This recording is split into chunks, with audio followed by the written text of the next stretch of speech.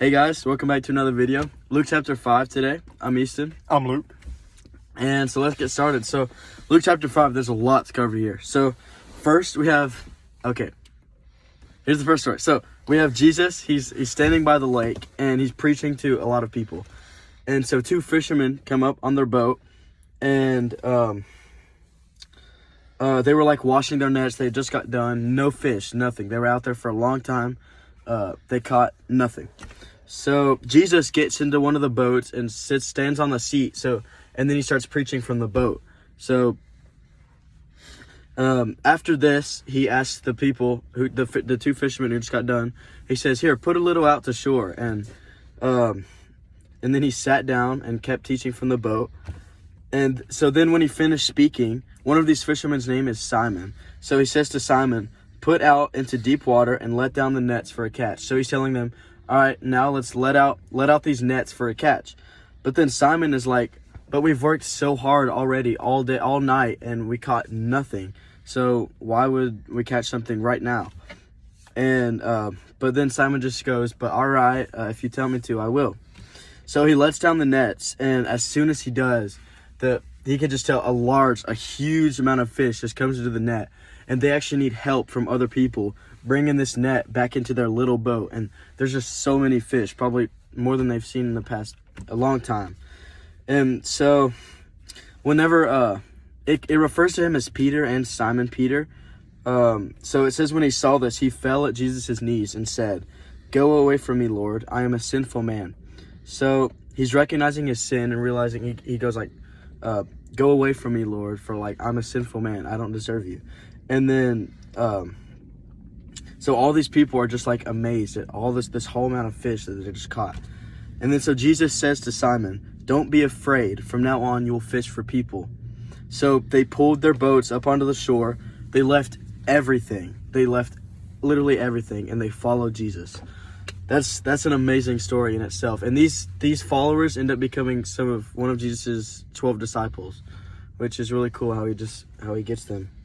So the next story it gives us is, so Jesus was in the town preaching, and a man came along with leprosy, which is like, I don't think it's as common today, but it was like really common then. It's like a disease kind of. It affects your skin, and it's really bad. So he saw Jesus, and he fell to his knees, like face to the ground, and he begged Jesus, "Lord, if you are willing, you can make me clean." So Jesus reached out, and he says, "I am willing, be clean." And then the man is cleansed, and immediately he's happy. So that's just really cool. It's just, he speaks these things, and they just happen. So that's so cool to see. And then Jesus ordered this guy. He said, "Don't tell anyone, but go, show yourself to the priest and offer the sacrifices that Moses commanded for your cleansing, as a testimony to them." And then it says, "Yet the news about him spread all the more, so that the crowds of people came to hear him and to be healed of their sickness." So many people are hearing of these stories, and they come to Jesus to be healed, and so he can preach to them. But it also, right after that, it literally says, "But Jesus often withdrew to lonely places and prayed." So I want to talk a little bit about Luke chapter 5 on Jesus often withdrew to lonely places and prayed. I think that's just like such a great example, because one of the reasons Jesus came was to be an example of how we should live. And that's a great example on how we should live our lives. Because talking to God is how we have a relationship with God. And the only thing that truly matters is having a relationship with God. So when we go off to lonely places, just isolate ourselves and talk to God, it's just one-on-one, just you and God. And that is an amazing thing to have, and it builds your relationship with God. Thank you, Luke, for that. Of course. So yeah, it's just so cool. He has all this like fame. People are praising him. People want to see him. They want to be healed for him. And then he'll still just by himself go to lonely places and speak to his Father and pray. So the next story we have, so we have Jesus. He's preaching, and he's actually in a house preaching, and there's a bunch of people surrounding this house. And so some friends of a paralyzed man, that means he can't walk. He can't use his lower half really. They hear about Jesus here, and they're like, "Okay, Jesus has these powers. He can heal our friend." So they go to Jesus, and they realize, wow, these crowds are so big. Like, we cannot get him to Jesus. So then they see an opening in the roof in the house that Jesus is in. So they get up on the roof, and they lower their paralyzed friend down on a mat. right in front of Jesus. And then it says, Jesus saw their faith. Like, they do all this just to get their friend to Jesus. So Jesus saw their faith, and he said, "Friend, your sins are forgiven." So then the Pharisees, which were like teachers of law and like religious people at this time, they were like, "Who is this guy? He says that he can forgive sins. Only God can do that." Is he referring to himself as God? So they're questioning this, and they're kind of getting angry about it. And Jesus answered, this is so cool. He says, "Why are you thinking these things in your hearts? Which is easier, to say your sins are forgiven, or to get up and walk?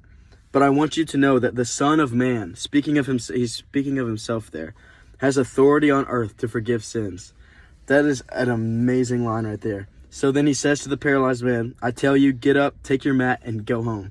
And the man does that. He gets up, takes his things, and walks away, which he hasn't been able to do. So that's a really cool story.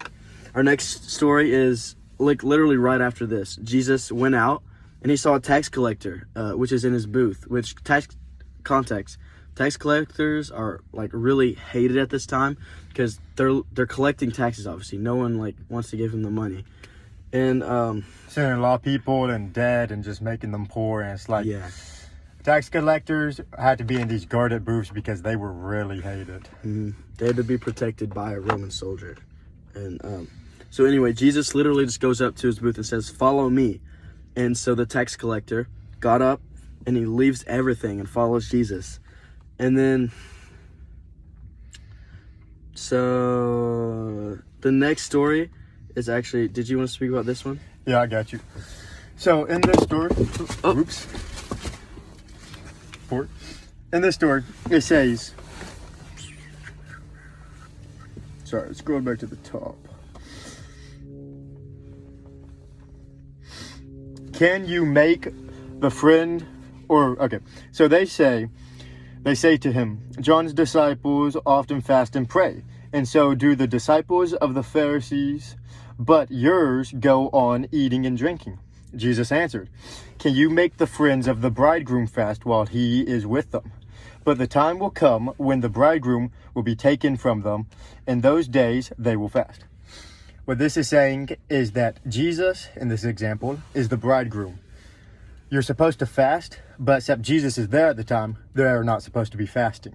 But as soon as Jesus leaves, when he is crucified and goes up to heaven, then we start fasting again. So everybody now in this day and age is supposed to be fasting, at least somewhat. Thank you, Luke. And Of course. that pretty much summarizes all these amazing stories of Luke chapter 5. And yeah, Jesus is starting to perform miracles. He's starting his ministry. Remember, he's just gotten baptized, and he's getting this fame kind of, and people want to come and hear him preach. And he's starting to perform miracles now. So it's really cool to see this start happening. But thank you guys so much. We should That's be all back we got tomorrow. for today. Yep, that's all we got. Have a great night. Stay blessed.